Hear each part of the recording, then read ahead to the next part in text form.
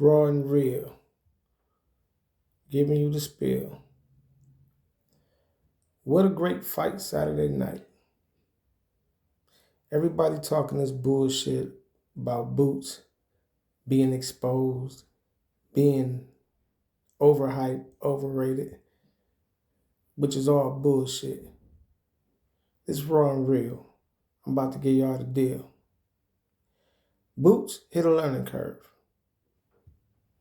Like most fighters, they hit a learning curve. They run into a fighter that they never seen before, a fighter that shows them something different, a different wrinkle that out of their 30 fights, 30 professional fights that they never seen before. Now, he fought a guy coming in with great footwork and nice hand and decent hand speed. He got decent hand speed, but he got great footwork because that motherfucker didn't get on his bicycle. He got on his motorcycle.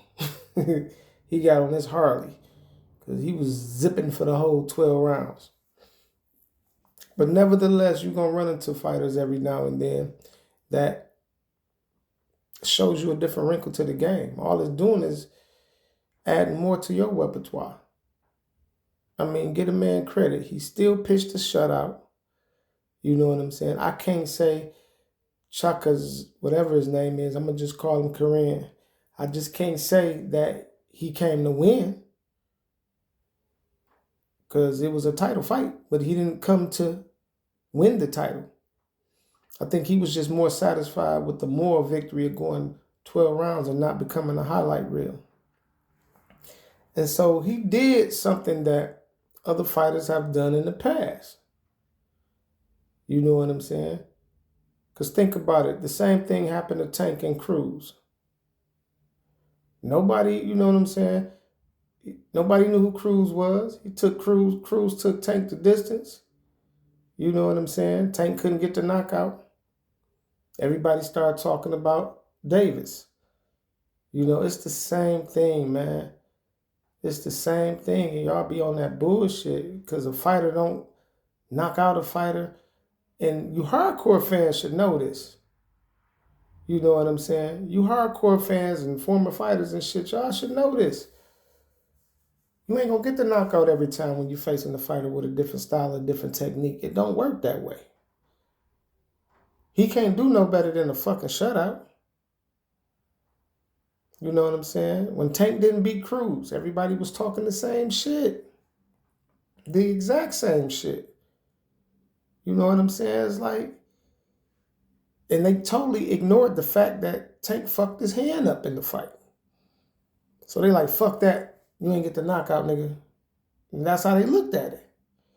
And now here we are, y'all doing the same shit to Boots. I'm going to hit y'all with a Roger Mayweather line.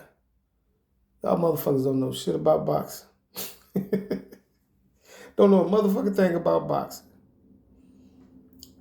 It's hard as hell to beat a fighter that's not trying to win the fight. Because he's give little to no room for error. He's not going to make no mistakes. He's not going to throw a lot of punches to get caught. He's going to do the safest route. And Korean, Chukazayan, whatever his name is, he act like he wasn't fighting for a title. He wanted the moral victory. Just to go 12 rounds, not to be on the highlight reel. But he got a little game about himself too. Also to get his name out there.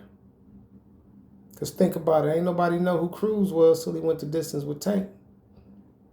Now, everybody know who Kareem Chukazoo, whatever his name is, because he went the distance with Boots. So this is another way that fighters can make a name with themselves, still getting the L.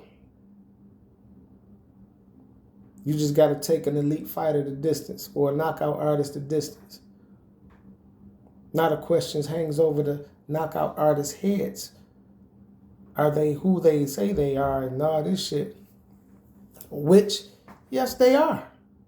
And I'm going to break both of them down to you right now. Tank had a fucked up hand. That's why he didn't stop Cruz. Plus, the first fighter he ever fought that was smaller than him, because he used to fighting bigger guys. So that was his learning curve. For Boots, first time fighting a guy with footwork like that. Quick hands. Who ran from, not run, but who stayed on the outside and maneuvered all night. So it was hard to hunt him down. Boots got to learn some cutting off the ring skills. He got to get better with that. You know what I'm saying? For his next fight, all y'all doing is making these elites even better, because they know what to do. You know what I'm saying? So, no, he didn't get exposed. No, he's not overrated or overhyped. He's the real deal. He still pitched a shutout. He just fought a guy that didn't come to win the title that night. He came to get his moral victory and to put his name out there and blow his name up even with the L, just like Isaac Cruz did. It's just certain fighters you're not going to look spectacular against. I mean, I can go back in history. I mean, Winky Wright was one of them. Bernard Hopkins was another one. They'll take a L, but it ain't going to be a pretty L. And shit, Sean Porter, another one. It's certain fighters you just ain't going to be spectacular. You know what I'm saying? You gonna go through some shit because they're going to make you look bad because they're durable, the way they built, the way they fight. Now, Kareem Chakuzan, whatever his name is, he had the shorter reach. He's the one that's supposed to have been pressing the fight, trying to close the distance. But he's the one that stayed on his bicycle all night. So the roles was kind of reversed. It was supposed to be Ennis staying on the outside boxing, but he was pressing the fight. And yeah, at times he got desperate, start throwing some shit. You can't make those mistakes with no Spencer Crawford trying to get him out of there. That's a rookie mistake that can cost you the fight. But, because them guys going to come to fight. You ain't got to run and chase them down. Spence and Bud going to be there. They coming to fight. So if I was Bozy, and I'm just speaking, if I was Bozy, and I hope he see this video, or somebody show him this video or whatever, get him in there with some movers. Get him in there with some boxers, somebody with some feet work, hand speed.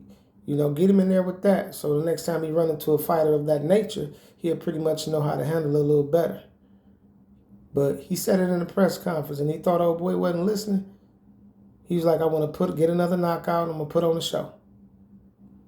But Korean had different ideas for that motherfucking fight.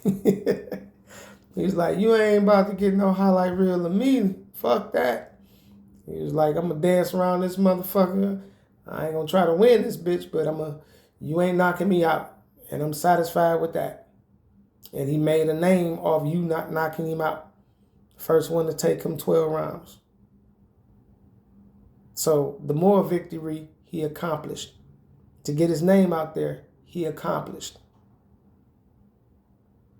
So you could take an L and still get a dub. And then what you do is how you do it. I'm trying to tell y'all, I know this game. Raw and real, baby. Holla at me. I got some more heat coming. Peace.